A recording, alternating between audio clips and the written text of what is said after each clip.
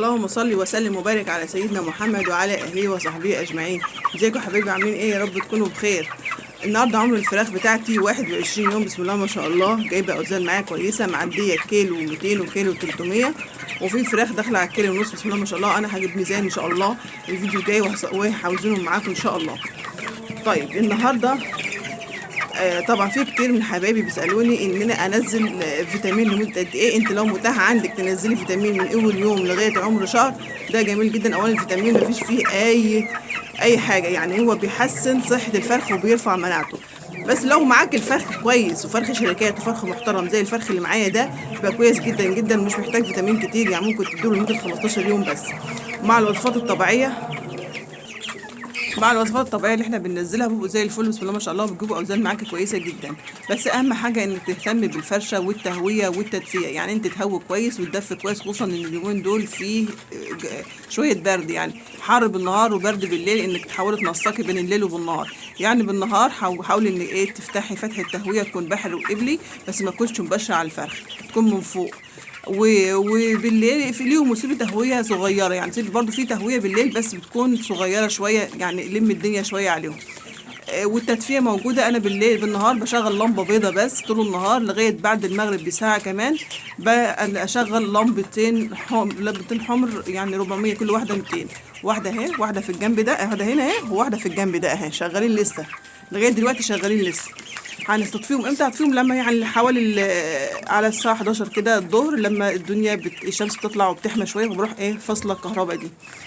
طيب اهم حاجه بنهتم بيها ان احنا ننزل مضاد سموم بالليل. لازم تنزل مضاد سموم يوميا، لو في امكانك وقدر المستطاع انك تنزلي يوميا مضاد سموم، نزلي يوميا. اولا مضاد السموم بيحمي الفراخ من الموت المفاجئ وزرقان الجسم وانتفاخ البطن، يعني متبقاش مكلفه وتيجي على حاجه بسيطه وتهملي فيها. لازم تنزلي مضاد سموم يوميا للفراخ، دي مفيش فيها اي كلام. يعني ممكن تستغنى عن الفيتامين وتنزلي مضاد سموم. الفيتامين ممكن تعوضيها بالوصفات الطبيعيه.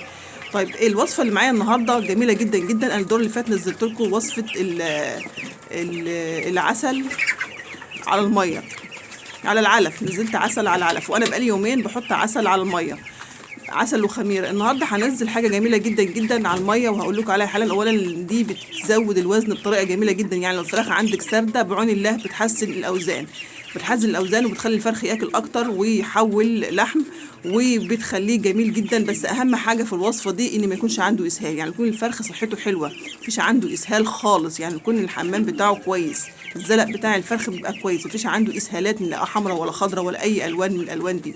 الفرخ يكون صحته حلوه، تنزلي الوصفه دي يحول معاكي وزن على طول بسرعه البرق. فعلا وصفه جميله جدا، وصفه الصاروخ فعلا. هوريكم الوصفه معايا حالا. اولا معايا البلاستيكه دي فيها 12 لتر ميه، دي اضافه 12 لتر ميه. انت هتعملي حسب الكميه اللي عندك، لتر او لترين حسب كميه الفراخ اللي عندك. معايا كيس الخميره ده. كيس الخميره ده نزلته قبل كده معاكم، نزلته قبل كده على العلف مع العسل، وانا ما زلت بنزله على العلف، يعني العلف على العسل، وبقلبه في بعض. برش العسل الاول على العلف، وبعد كده برش الخميره الاول، وبعد كده برش العسل واقلبهم في بعضهم عشان حبيبات الخميره تلزق مع العسل، عشان العسل لزج، فبيلزقوا في العلف وبيبقوا ميكس حلو على العلف جدا، وبيخلي الفرخ ياكل ويجي يشرب ميه، ياكل ويجي يشرب ميه، فكده بيحول معاكي وزن، بياكل كتير. طب انا هعمل ايه النهارده؟ هنزل الخميره دي برضو على الميه، واعملها مع مكونين جمال جدا وهوريهم لكم حالا دلوقتي. ده ايه؟ ده لبن رايب، تستغنى عنه عن الزبادي. يعني يبقى زبادي، يبقى معلقه زبادي على على معلقه زبادي على معلقه خميره على معلقه عسل في السقايه الاتنين لتر. في السقايه انا هقول لك على الاتنين لتر، معلقه زبادي على معلقه صغيره زبادي على معلقه صغيره خميره على معلقه صغيره عسل على السقايه الاتنين لتر. دول معايا لبن رايب حوالي نص كوبايه، انا هنزلهم في الميه كده. ماشي. ومعايا ايه تاني هقول لك عليه حاجه. ده عسل ده. طبعا انا هحط حوالي 6 معالق صغيره، لان كل لتر ليه معلقه صغيره، كل لتر ميه ليه معلقه صغيره عسل. وهقلبهم في بعض كويس قوي، واحط عليهم كمان احط عليهم كمان الخميره. يبقى انا حطيت لبن رايب او زبادي مع عسل مع خميره اهو، حطيت كيس الخميره كله، وهقلبهم في بعض كويس.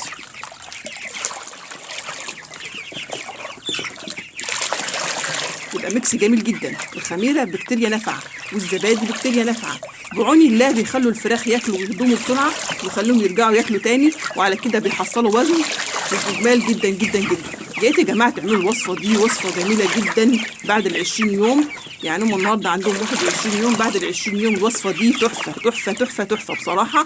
بتجيب اوزان كويسه جدا جدا عن تجربه، انا مجرباها فعلا كذا مره. وصفه العسل مع الزبادي مع الخميره جميله جدا جدا جدا. وتقلبي كويس جدا وتاكدي ان الخليط قلب معاكي كويس جدا. بعد كده انا هنزله، شوف هم واقفين ازاي، وهنزله في العلافات وهرجع معاكم في السقايات عفوا، وهرجع معاكم تاني. زي ما حضراتكم شايفين كده انا وزعت الميه في السقايات زي ما انتم شايفين، طبعا تكون معطشه قبلها بساعتين على الاقل عشان يشربوا الوصفه دي. اولا هي طعمها حلو، حتى لو عطشانين فتره قليله جدا اقل من الساعتين هيشربوها برضو، لان هي جميله طعمها حلو.